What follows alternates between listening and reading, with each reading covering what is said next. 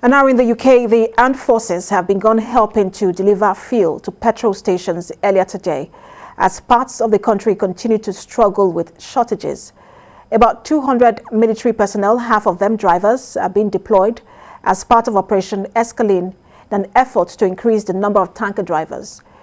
Most of the troops who have been on standby since last week are working in London and South East, where the worst shortages remain. And in a swift reaction, the UK government kicked up a high gear in restoring fuel supplies in the country. But Prime Minister Boris Johnson warned that the disruption could extend to Christmas, acknowledging that the country is going through a period of adjustment post-Brexit. Last Tuesday, the PM made a bid to soothe the drivers queuing at empty pumps on the availability of supplies, noting the situation is improving following days of queues across the country.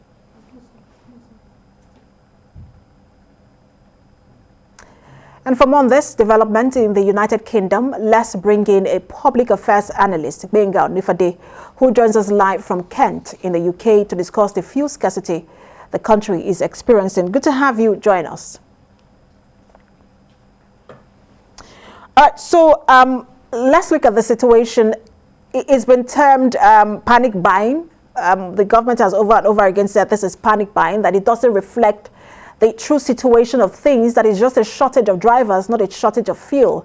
Talk to us about what's going on in the UK and how this has impacted on just general society and the economy. Oh, yeah, this has heavily impacted the economy generally. If you look at what's going on right now, even though some news sites are reporting that it's the southeast, but it's something that's happening nationwide.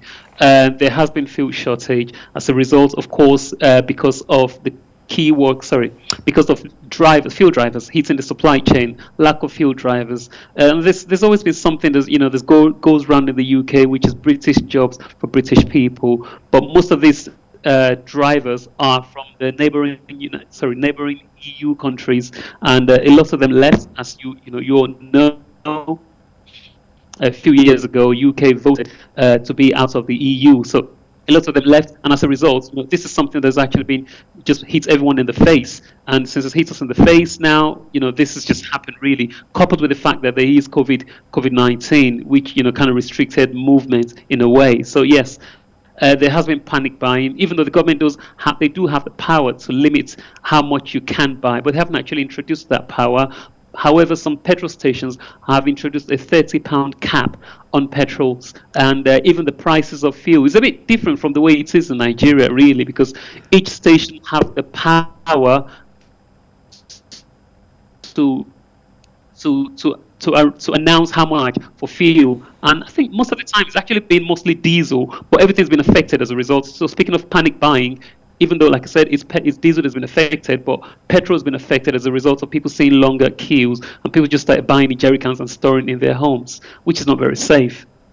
So you mentioned that it's because of the Brexit. A lot of people have also said that has a role to play in this, where drivers who are not predominantly from the UK are leaving because of Brexit. But let's look at the fact that even in Poland, you have truck driver shortages. About 120,000 of them will be needed in Poland. In Germany, we understand it's about 60,000 of them that would also be needed in Germany. So this is more like a Europe problem. How much of these expose the systemic flaws in terms of recruitment of truck drivers and again their welfare? Most of them sleep in their trucks, and it's a very dangerous job, even here in Nigeria.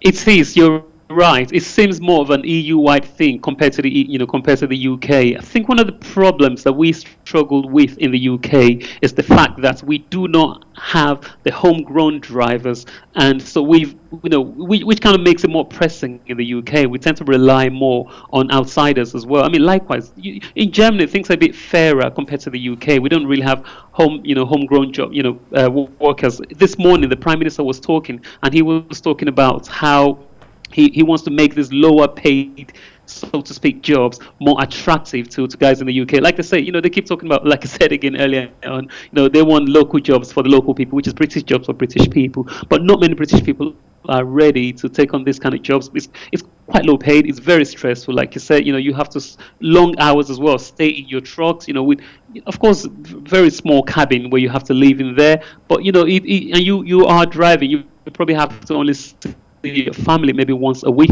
once a fortnight. So it's not the most ideal of jobs, if I can say, unfortunately.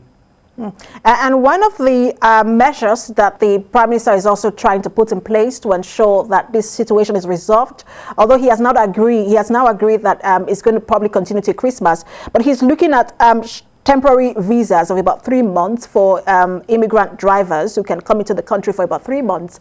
But people are wondering how effective that could be. After 3 months, the question people are asking is, what next after 3 months? So how effective do you think that would be? And do you think that people will show up for a job like that? You're right. I don't think many people will show up. And, tendering towards where your question is coming from, it's not very effective. It's not the most effective.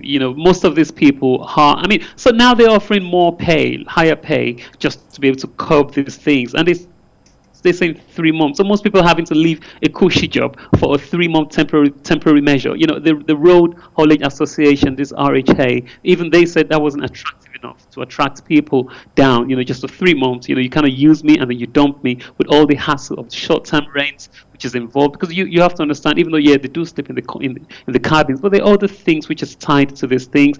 Once you don't, after 3 months, you have to go back to where you're coming from. So one of the other things people are calling for is a year-long contract. At least in a year, you could actually make a plan and make it more attractive. Up the pay, and at the same time, they're talking about, I think, rolling it out, because I tell you what, they say they were looking for 400 people.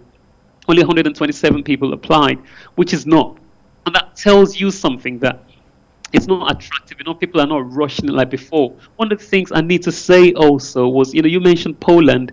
Poland is actively, at some point, it started becoming more prosperous since they joined the EU. So things started changing, because initially when they joined the EU, things were quite desperate, and we had a lot of influx of people from Poland in the country. But eventually, as a result of the EU membership, prosperity resumed to Poland gradually, and more people started taking up more decent jobs, more decent wages were being paid. So things were being upgraded in Poland, so in sort of a way as to get them more measured with more prospering countries like the UK, Germany. So what the government is trying to do now overall anyway is to improve the visa numbers to 4,700, and of course also increase the length to about a year, and of course the perk that comes with the job, and then train homegrown citizens too. I wonder how the Prime Minister intends to wade through this, especially because he still has the COVID-19 pandemic to deal with. Thank you so much for talking to us, Benga Onifade. Thanks for having me. Thank you.